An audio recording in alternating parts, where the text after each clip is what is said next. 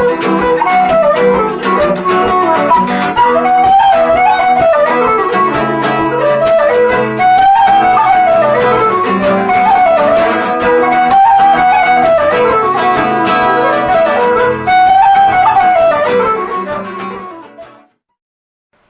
YouTube! My name is Nye, you are watching Folk Friend, your one-stop shop for Celtic backing guitar tutorials, and today it gives me great pleasure to be back here on YouTube making videos once more. In today's video I'm going to be covering a really common question I get asked, which is how can I play along in a session if there's already another guitarist who's playing really loudly?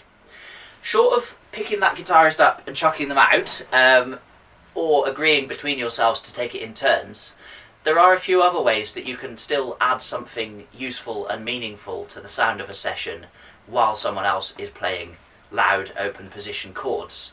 And today I'm going to show you one of the most important gateways to that, which is something called the CAGED system. Just very quickly before we get into today's video, I'd like to tell you about a really exciting workshop opportunity I've got coming up. This is with my friend Tiffany Schaefer.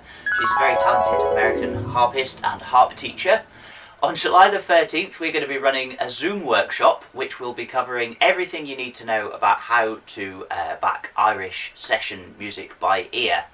We've done this before. You can still watch back our previous Zoom workshop by visiting the Folk Friend website. I'll put a link in the box down below. But this year's workshop is going to be slightly different. We're going to be talking a lot more about how you can enhance your ear training so that you can really understand straight away where the chords should go. And then we're going to be talking about things you can do to make your chord choices sound more professional and more interesting. Things like linking chords, bass runs, chord inversions, jazzy voicings, all these interesting kinds of things. This will be open to harpists, guitarists, mandolin players, bouzoukiists, everybody who likes to accompany Irish music. And we're going to be doing some instrument-specific stuff in the middle using breakout rooms, and also talking a little bit about techniques that we can borrow from one another and how you can convert these things between different instruments. This will be really, really fun. I had a great time last year and I can't wait to do it again. If you want to come and join us, it's a really great opportunity to learn something interesting and meet some other players. Go and check it out. There's a link in the corner of the screen where you can find out more and get your tickets today. One more thing, while you're here, if you wouldn't mind hitting the little like button, hit the subscribe button as well and the little bell next to it, and that will notify you when my next part of this video comes out and about future free folk guitar tutorial content. So the first part of this video, I'm just going to show you what the CAGED system is and how you can use it to quickly and easily find voicings up the fretboard. Let's start out with a little exercise. I'm going to play here a C chord, and then I'm going to find all the other voicings of it moving up the fretboard. So if you think of the word caged, we've got the C and we're going to spell out the rest of it. I'm going to take the three notes that I'm fretting in this chord and I'm going to pick the one that is the furthest up the fretboard, which is this one on the 3rd fret under my ring finger. What I'm going to do now is make a bar there and make an A-shaped chord on top of that bar. So that is still a C major chord. It's the same chord as this. I'm just playing it a bit further up my fretboard.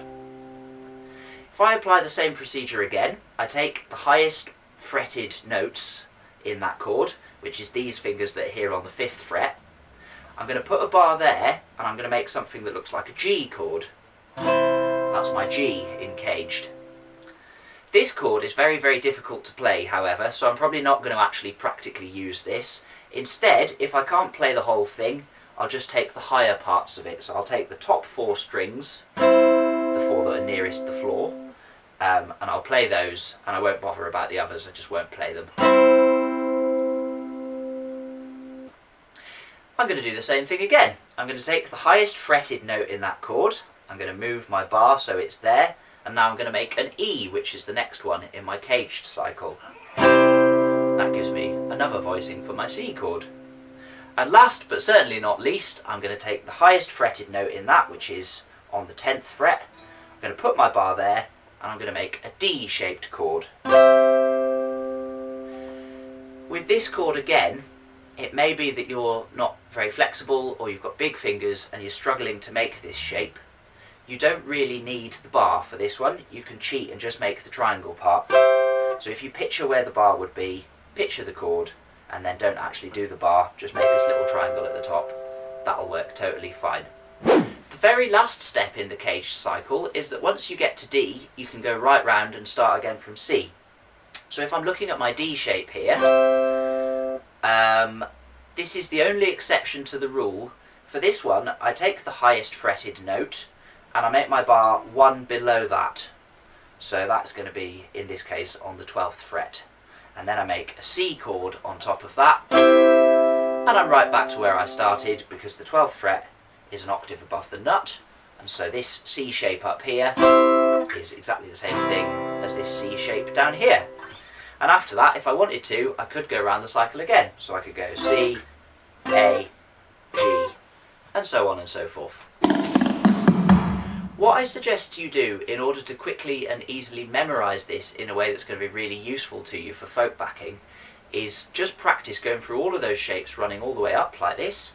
C, A, G, E, D, C. And then practice running them all backwards, which is a lot more difficult. C, D, E, G, A, C. Once you get used to running up and down the fretboard like that, that's going to be incredibly handy. Ideally, just do it to the point where it's in your muscle memory and you don't have to think about it.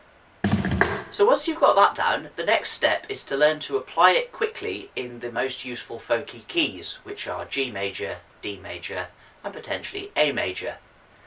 Let's take some examples with the key of G. So I've got my dude sat in the other corner of the session and he's going...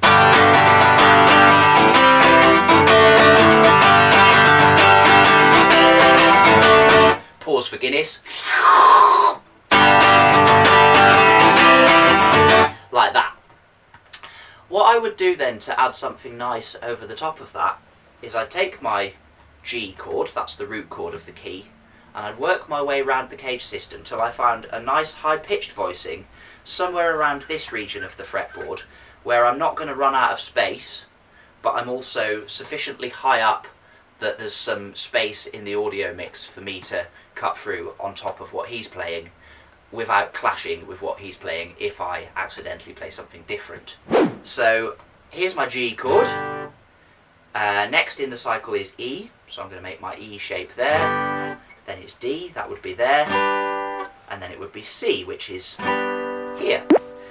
This is nice. This is kind of sufficiently high up the fretboard to work well without being way up here where I haven't got any room. So I'm going to start from this chord and I'm going to imagine this is my chord 1. Next step is if chord 1 is C, then C, D, E, F is going to be chord 4 and G is going to be chord 5. So if I've got a C shape for chord 1, then I want an F shape for chord 4 and a G shape for chord 5. And what I'm going to do to get those is I'm going to take this C kind of shape and I'm just going to move the little finger and the ring finger up one string and then just play these top 4 strings. And that gives me basically an F. It's an F major 7, but that really doesn't matter. So that's going to be my chord 4 shape. And for G, we've already discovered we can make a little mini bar and just put our little finger 3 frets above it. So if I put those 3 chords together, I get something that sounds like...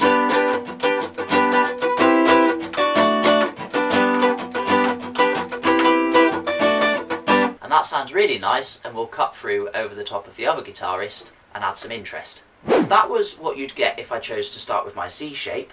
Let's go on one more through the cycle. We're still in the key of G. So the next shape I would find from here is the A shape, which would be there. If A is my chord 1, A, B, C, D is chord 4 and E is chord 5. So if I'm starting with an A shape like this, I can make a kind of D shape for chord 4 and a kind of E-shaped bar for chord 5. This A shape gets less and less practical as you move up the fretboard, and a lot of people like to just make a little mini bar like that and just play the top 4 strings. That's got an extra note in it, that's no problem because we're so far up in the E fret that it's not going to clash with anything. Then I could do just a little triangle for the D shape, and for the E shape I could cut the top off the bar chord and just play that. So I could have something like...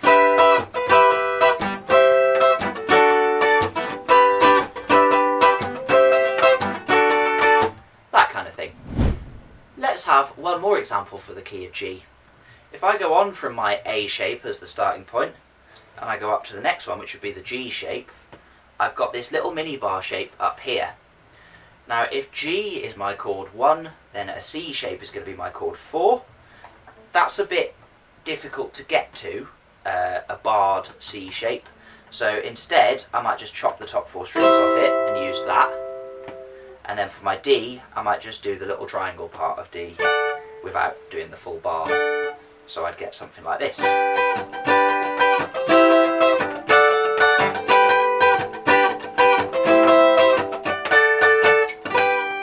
That kind of thing. Before we go on, here's a useful tip for this as well.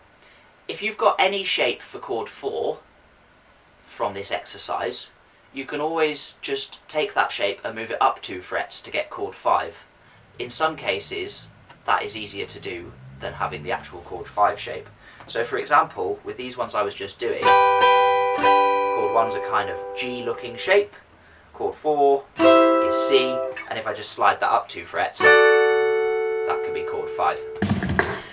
Let's take some more examples for the other most popular folky key, which is D major. So if my fellow over here is going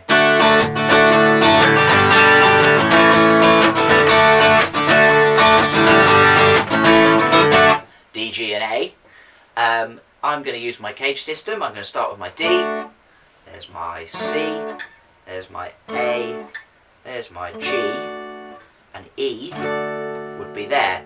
So if I'm starting with an E-shaped chord, again, I could just chop the top off it to make my life easier. I probably would do that because the lower notes are going to be in the same frequency range as the other guy, and I don't want to clash with him. So there's no need for them, I just won't play them. If chord 1 is an E shape, E, F, G, A shape is going to be chord 4, and a B shape is going to be chord 5. So there's my chord 1. I'm just going to flatten that finger to get chord 4, and I'm going to move it up 2 frets to get chord 5.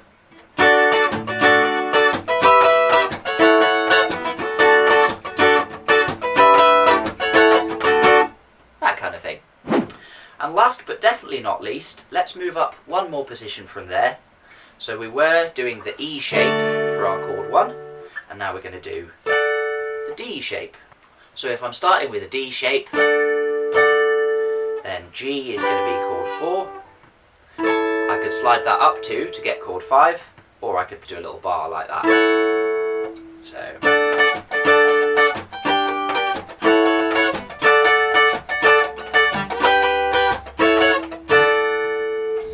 with a little experimentation, you'll be able to find similar patterns like this for the key of A. What you need to do is take your CAGED system and use it to find a voicing up the fretboard that you like for the root chord, and then work out what the 4 and 5 chords should be to go with that, and that'll give you the shapes for the other 2 chords that you need for that key. In the second part of this video, I'm going to be covering substitutions using these shapes and how you can add some more interesting minor chord voicings as well, which will enable you not only to add flavour over the top of simple chords played by somebody else, but also to cover tunes in minor keys and the mixolydian mode as well. That video is going to be coming out in a couple of weeks' time when I have some time to make it, so please do hit the little subscribe button and the bell next to it to be notified when that comes out.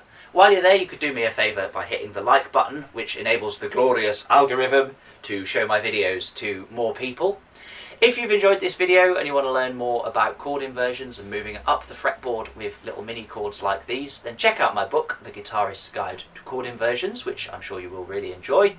And if you want to learn from scratch all sorts of interesting things about how to accompany Irish music by ear, then please do join me and Tiffany for our Zoom workshop on July the 13th, which you can find linked in the box down below for tickets and bookings and all that good stuff. Thank you very much to you, the lovely audience at home. As ever, I really appreciate the incredible hundreds of thousands of you that have watched my videos. Amazing to me to see that these have become so popular. Thank you very much. I hope you're all having a lovely time playing this wonderful music, and I will look forward to seeing you on our workshop or in the next video.